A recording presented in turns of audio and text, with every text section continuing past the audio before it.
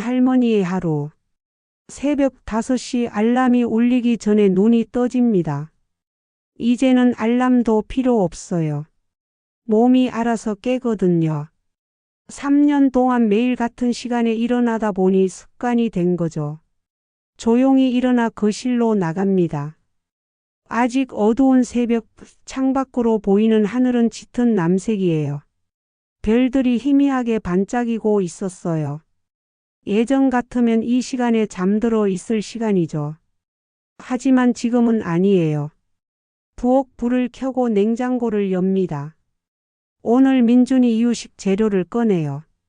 애호박, 당근, 소고기. 어젯밤에 미리 준비해 둔 거예요. 민준이가 좋아하는 메뉴거든요. 도마 위에 애호박을 올리고 칼로 작게 썰기 시작합니다. 똑똑똑. 칼질 소리만 부엌에 울립니다. 65년을 살면서 이렇게 많이 칼질을 해본 적이 없는 것 같아요. 아들처럼 키울 때도 이 정도는 아니었는데. 할머니, 깜짝 놀라 돌아보니 민준이가 잠옷 차림으로 서 있어요. 머리가 산발이 되어서 뒤뚱뒤뚱 걸어오는 모습이 너무 귀여워요. 아이고, 우리 민준이 깼네. 할머니가 소리 냈어. 민준이가 고개를 가로 저으며 제 다리를 껴안습니다. 3살짜리 손주의 품 안은 따뜻해요. 이 순간만큼은 모든 피로가 사라지는 것 같아요. 배고파? 응, 그래, 할머니가 맛있는 거 만들어 줄게. 조금만 기다려. 민준이를 거실 소파에 앉히고 만화를 틀어줍니다. 그리고 다시 부엌으로 돌아와 이유식을 만들기 시작해요. 애호박과 당근을 삶고 소고기는 곱게 다져서 볶습니다. 뚝배기에 넣고 푹 끓이면 민준이가 좋아하는 이유식이 완성되는 거죠. 시계를 봅니다. 5시 40분. 며느리 수진이가 일어나려면 아직 20분 정도 남았어요. 그 전에 민준이 아침을 다 먹여야 해요. 수진이는 아침에 바쁘거든요. 출근 준비하느라 정신이 없어서 민준이 밥 먹일 시간이 없다고 했어요. 그래서 제가 매일 이렇게 새벽에 일어나서 손주 밥을 먹이는 거예요. 민준아, 밥 다 됐다. 이리 와. 식탁에 아기 의자를 놓고 민준이를 앉힙니다. 목에 턱받이를 둘러주고 한 숟가락 떠서 호흡 불어 시켜요. 뜨거우면 안 되니까요. 아. 민준이가 입을 벌립니다. 한 숟가락, 2숟가락. 민준이는 잘 먹어요. 제가 만든 이유식을 한 번도 거부한 적이 없어요. 그게 참 기특하고 고마워요. 우리 민준이 잘 먹네. 할머니가 또 만들어 줄게. 민준이가 웃으며 고개를 끄덕입니다. 입가에 이유식이 묻어서 휴지로 닦아줍니다. 이 순간이 좋아요. 손주가 제가 해준 밥을 맛있게 먹는 모습을 보는 게 정말 행복하거든요. 30분 정도 지났을까요? 민준이가 밥을 다 먹었어요. 입가를 깨끗하게 닦아주고 물을 먹입니다. 할머니, 놀아줘. 그래, 놀아줄게. 근데 할머니가 먼저 설거지 좀 해야 해. 부엌으로 가서 설거지를 시작합니다. 뚝배기, 도마, 칼, 민준이 밥그릇. 손이 찬물에 시려와요. 요즘 날씨가 추워져서 그런지 관절도 좀 쑤시고요. 그때 방문이 열리는 소리가 들립니다. 며느리 수진이가 일어난 거예요. 어머님 벌써 일어나셨어요? 수진이가 부엌으로 들어옵니다. 머리를 대충 묶은 채로요. 눈도 제대로 안 뜬 것 같아요. 응, 민준이 밥 먹이고 있었어. 야, 감사합니다. 저는 씻고 나올게요. 그게 다였어요. 감사합니다 한마디. 그것도 무심하게 던지듯이 하고는 화장실로 들어가 버렸어요. 저는 계속 설거지를 합니다. 그릇에 묻은 기름기가 잘 안 지워져요. 뜨거운 물로 여러 번 헹궈야 해요. 허리가 좀 아픈데 참아야죠. 설거지를 마치고 거실로 나오니 민준이가 블록을 가지고 놀고 있어요. 제 옆에 앉아서 민준이랑 블록 쌓기를 시작합니다. 할머니, 이거 봐. 민준이가 블록으로 탑을 쌓았어요. 금방 무너질 것 같지만 그래도 열심히 쌓은 거예요. 우와, 우리 민준이 대단하다. 할머니가 더 높이 쌓아줄게. 블록을 하나하나 쌓아 올립니다. 무릎이 좀 아프지만 괜찮아요. 민준이가 좋아하니까요. 6시 30분쯤 되니 수진이가 화장실에서 나왔어요. 화장을 하고 옷도 갈아입었더라고요. 회사 갈 준비를 하는 거예요. 민준이 엄마 가야 돼. 할머니랑 잘 있어. 수진이가 민준이 머리를 쓰다듬고는 현관으로 갑니다. 가방을 들고 신발을 신어요. 어머님, 오늘도 민준이 좀 부탁드릴게요. 저녁에는 회식이 있어서 좀 늦을 것 같아요. 그래, 알았어. 조심해서 다녀와. 네, 문이 닫힙니다. 수진이가 나간 거예요. 저는 한숨을 쉽니다. 오늘도 저녁까지 민준이를 봐야 하는 거죠. 민준이를 안아서 소파에 앉힙니다. 그리고 옆에 앉아서 민준이 머리를 쓰다듬어요. 민준아, 할머니랑 오늘 뭐 하고 놀까? 놀이터. 그래, 놀이터 가자. 근데 할머니가 먼저 설거지하고 빨래 좀 해야 해. 민준이가 고개를 끄덕입니다. 착한 아이예요. 투정 한 번 안 부리고 할머니가 하는 일을 기다려 주거든요. 저는 다시 부엌으로 갑니다. 어젯밤에 쌓아둔 설거지가 남아 있어요. 수진이가 저녁 먹고 그릇을 그냥 싱크대에 쌓아뒀거든요. 어머님, 오늘 피곤해서 내일 할게요 라고 했었는데 결국 제가 하는 거예요. 그릇을 씻으면서 생각합니다. 3년째 이러고 있네. 민준이가 태어났을 때였어요. 수진이가 저에게 전화했어요. 어머님, 저 출산휴가 끝나면 회사 복직해야 하는데 민준이를 어떻게 하죠? 어린이집은 너무 일찍 보내는 것 같고. 그때 저는 당연히 말했어요. 내가 봐줄게. 손주인데 당연하지. 그렇게 시작된 거예요. 매일 아침 수진이네 집에 와서 민준이를 돌보는 생활이요. 처음에는 기뻤어요. 손주를 매일 볼 수 있다는 게 너무 좋았거든요. 민준이가 웃을 때마다, 제 품에 안길 때마다 행복했어요. 하지만 지금은 솔직히 좀 힘들어요. 3년 동안 하루도 쉬지 않고 민준이를 봤어요. 명절에도 제 생일에도 아플 때도요. 허리도 아프고 무릎도 아파요. 65살이에요. 젊지 않거든요.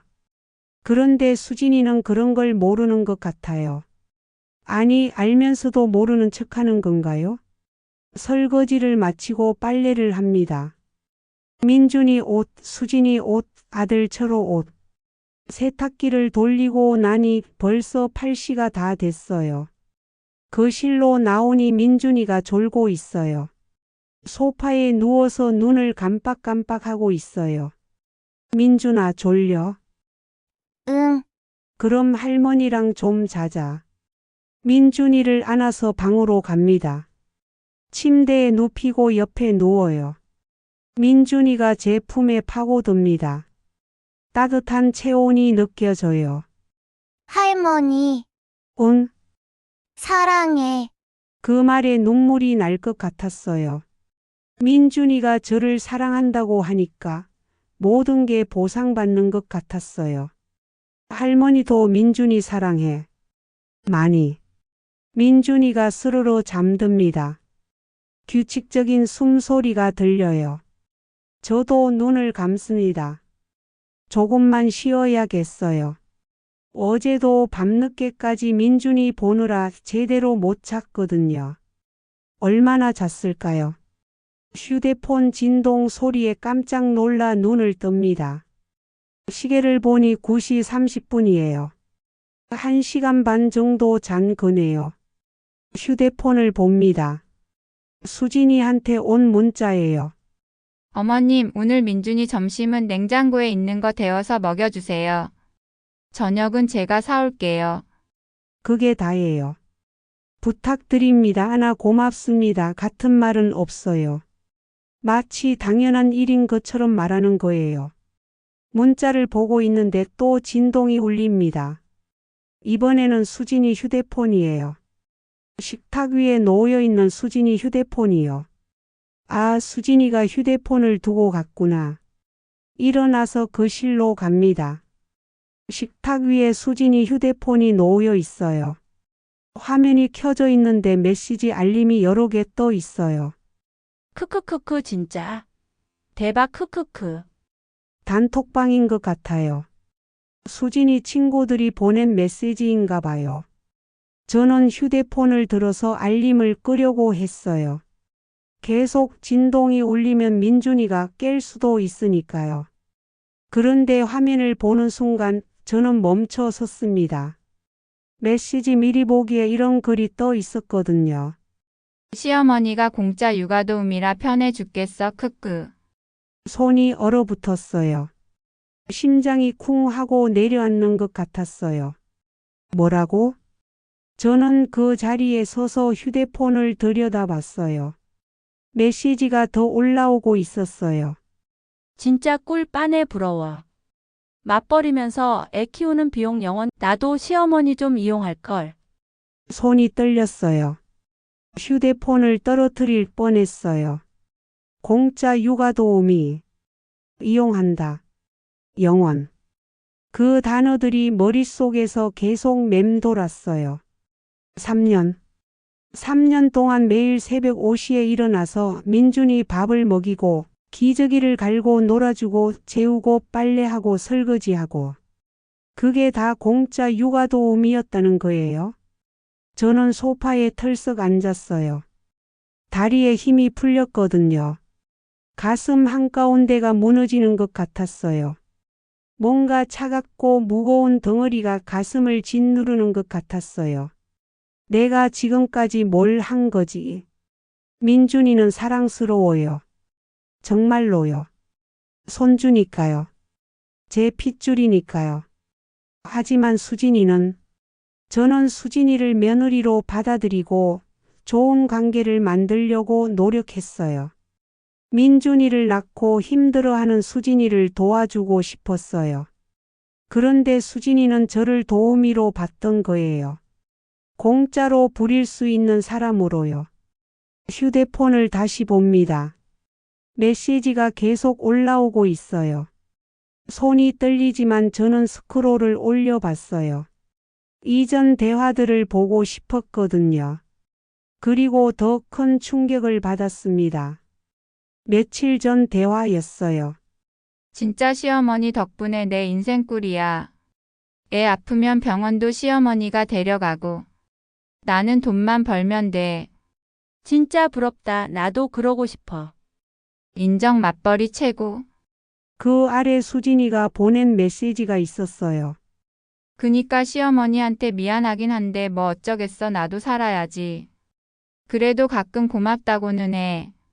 응, 형식적으로는 해야지. 형식적으로. 제가 들었던 감사합니다. 고맙습니다는 전부 형식적인 말이었던 거예요. 진심이 아니었던 거죠.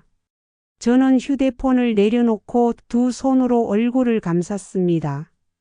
눈물이 날 것 같았어요. 아니, 이미 눈물이 나고 있었어요. 뺨을 타고 눈물이 흘러내렸어요. 왜 이렇게 바보같이 살았을까? 3년 동안 단 한 번도 의심하지 않았어요. 수진이가 저를 정말로 고마워한다고 믿었어요. 힘들어도 며느리를 위해서, 손주를 위해서 참아야 한다고 생각했어요.